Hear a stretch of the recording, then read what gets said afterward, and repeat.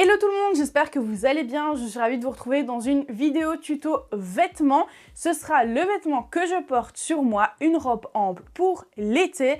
C'est un tuto qu'on m'a demandé depuis un bon moment et j'ai enfin décidé de le faire. Et vous savez quoi? Le patron est gratuit et il se trouve juste sous cette vidéo. Vous pouvez donc le télécharger, il est disponible de la taille 36 à la taille 56. Donc voilà, j'ai vraiment super hâte de voir vos réalisations. Je vais vous expliquer un petit peu plus le patron et après je vous laisserai bien sûr avec le tuto. Tout d'abord, comme vous pouvez le voir juste ici, c'est un patron avec un col en V arrondi, c'est-à-dire que le V n'est pas un vrai V, il est légèrement arrondi, terminé avec un billet au niveau de l'encolure. On a également juste ici des manches amples, donc c'est des manches un peu comme des manches papillons, elles sont moins papillons que des vraies manches papillons, mais voilà, donc des manches amples sur les deux bien sûr, vu qu'on fait deux fois les mêmes manches.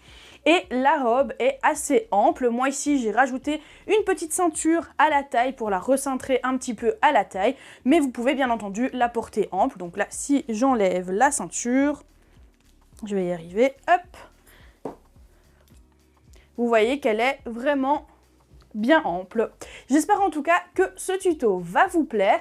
N'hésitez pas à vous abonner si ce n'est pas encore fait. C'est gratuit, il vous suffit de cliquer sur le petit bouton s'abonner. Vous pouvez bien entendu aussi cliquer sur la petite cloche, comme ça vous êtes tenu au courant de toutes les vidéos qui sortent chaque semaine. Et si ce genre de tuto vous plaît, n'hésitez pas à laisser un petit pouce vers le haut, ça me ferait très plaisir. Je ne suis pas plus longue avec cette introduction, je vous laisse directement avec le matériel ainsi qu'avec la pratique.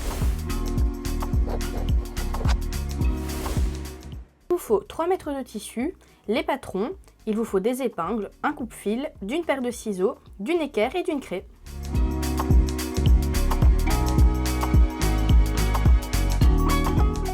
Pliez le tissu endroit contre endroit. Avant, n'oubliez pas de le décatir, c'est vraiment très important. Ensuite, vous allez placer les patrons comme mentionné dessus. En l'occurrence, on va placer le devant en pli de tissu, comme vous pouvez le voir sur l'écran, et on placera également le dos en pli de tissu. Alors, si en fonction de votre taille, le patron rentre en double pli de tissu, donc c'est-à-dire en effet miroir, donc vous pliez d'abord d'un côté et ensuite de l'autre, vous pouvez le faire, ça vous fera gagner du tissu. Moi ici, je suis en taille 42 et on peut le faire jusque maximum la taille 44. Au-delà, il vous faudra bien sûr le plier en deux, lisière contre lisière. N'oubliez pas de marquer le petit repère au niveau de l'emmanchure, c'est vraiment très important pour l'étape suivante qui sera donc l'étape où on va pouvoir poser la manche sur les emmanchures. Mais avant cela, on va passer au dos et comme je vous l'ai dit, on va également couper le dos en plis du tissu. Une fois que vous avez coupé le dos et le devant, on va venir couper la manche en droit fil, donc faites bien correspondre le droit fil à votre lisière, ils doivent être bien parallèles. Et n'oubliez pas de marquer le petit repère d'épaule et le petit repère de tête de manche tout simplement devant.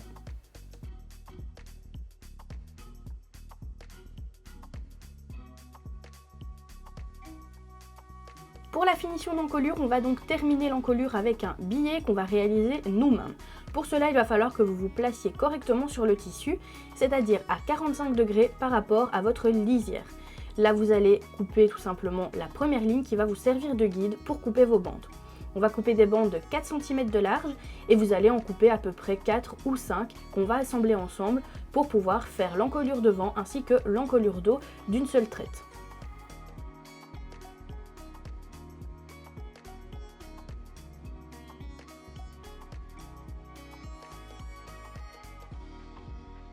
Une fois que vous avez coupé vos bandes, on va venir sur chacun des petits côtés tracer 1 cm de valeur couture. Ça va tout simplement nous aider par après pour assembler les bandes ensemble.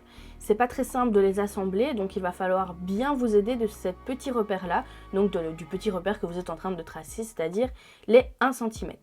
Ensuite, vous allez donc les superposer endroit contre endroit et ce qui va être très important, c'est de bien laisser les petits angles, donc comme vous pouvez le constater sur l'image, dépasser de à peu près 6 mm, voire un petit peu plus. Faites de toute façon le test en épinglant et en voyant si ça correspond tout simplement pour que quand vous ouvrez vos bandes, elles soient bien dans le bon alignement.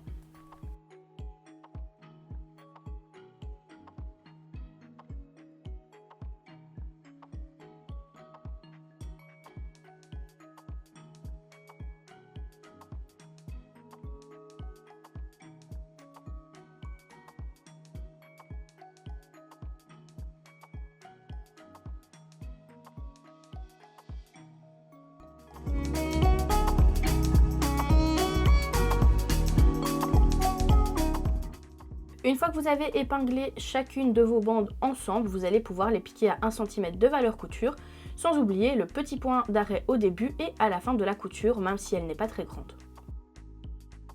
Une fois que c'est fait, vous avez donc votre billet qui est fait, vous allez pouvoir le repasser pour le former comme un vrai billet, comme si vous l'aviez acheté au magasin. Ensuite, vous allez prendre votre dos et vous allez positionner votre devant endroit contre endroit et vous allez venir épingler les épaules.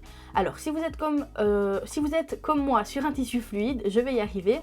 N'hésitez pas à bien épingler pour éviter que le tissu bouge. C'est vraiment très important d'être bien précis en couture, que ce soit quand on coud des vêtements ou des accessoires. On épingle et puis on va venir piquer les épaules à 1 cm de valeur couture. De nouveau, on n'oublie pas le petit point d'arrêt au début et le petit point d'arrêt à la fin.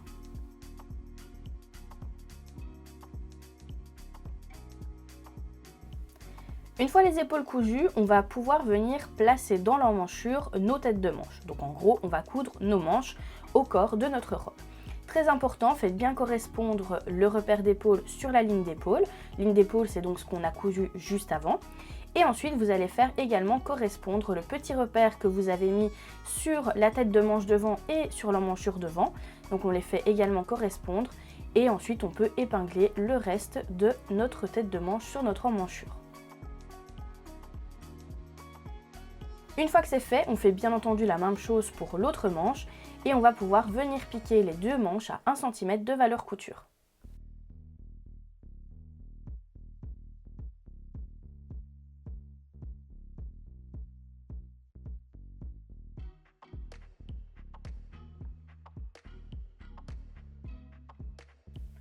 On passe maintenant à la couture de côté. Donc pour cela, on va épingler tout simplement les côtés de manches ensemble et les côtés de la robe ensemble, en faisant très attention à ce que le raccord donc, que vous avez d'emmanchure et de tête de manche soit bien en vis-à-vis pour que sur l'endroit ce soit joli. Donc on commence d'abord par épingler ce point très important et ensuite on épingle le reste qu'on viendra coudre à 1 cm de valeur couture aussi. N'oubliez pas, vous avez deux côtés, un côté droit et un côté gauche. Donc vous faites pareil à droite et à gauche. Et comme d'habitude, on n'oublie pas le petit point d'arrêt au début et à la fin de chaque couture.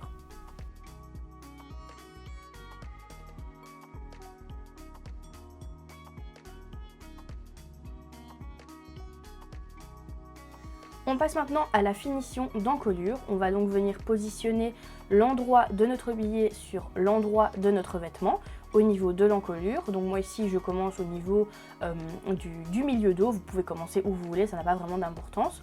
Donc on épingle bien endroit contre endroit. On va faire donc tout le contour, c'est-à-dire l'encolure dos plus l'encolure devant. Et ensuite on va venir piquer à 1 cm de valeur couture.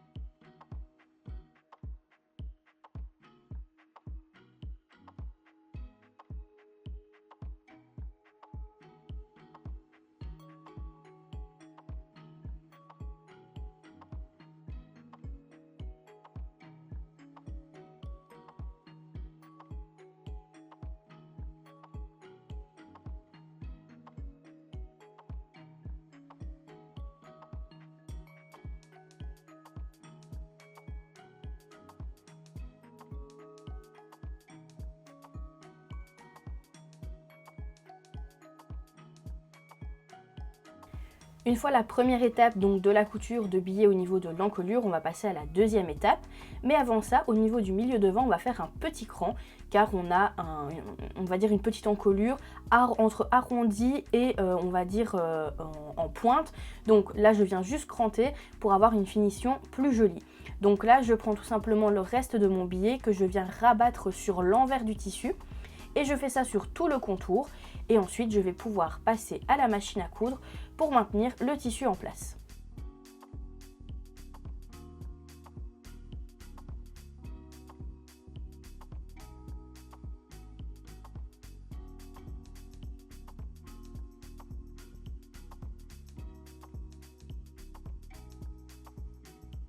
Une fois le billet épinglé, vous allez venir le coudre soit dans la petite rigole, entre guillemets, je vais dire, qu'il y a entre l'encolure et le billet, ou alors à quelques millimètres de votre précédente couture. Personnellement, c'est ce que moi j'ai pris comme technique, c'est-à-dire à quelques millimètres.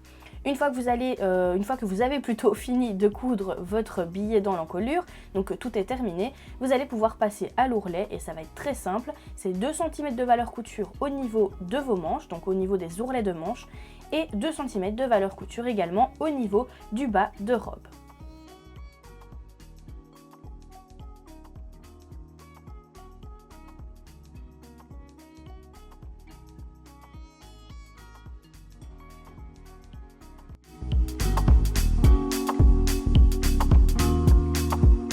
Nous voilà donc à la fin de la vidéo, j'espère que ce tuto vous a plu. Si vous avez des questions, comme d'habitude, vous pouvez me les poser dans l'espace commentaire situé juste sous la vidéo.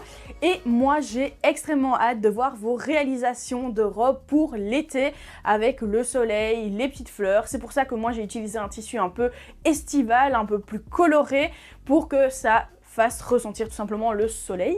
Voilà, je suis en manque de soleil. Donc voilà pour ce petit tuto. N'hésitez pas à laisser un petit pouce vers le haut si ça vous a plu. Posez vos questions si vous en avez dans l'espace commentaire. Vous pouvez également me donner des idées de tutos si vous en avez qui vous passent par la tête. Moi, je vous fais plein de gros bisous. On se retrouve dans une prochaine vidéo. Prenez soin de vous.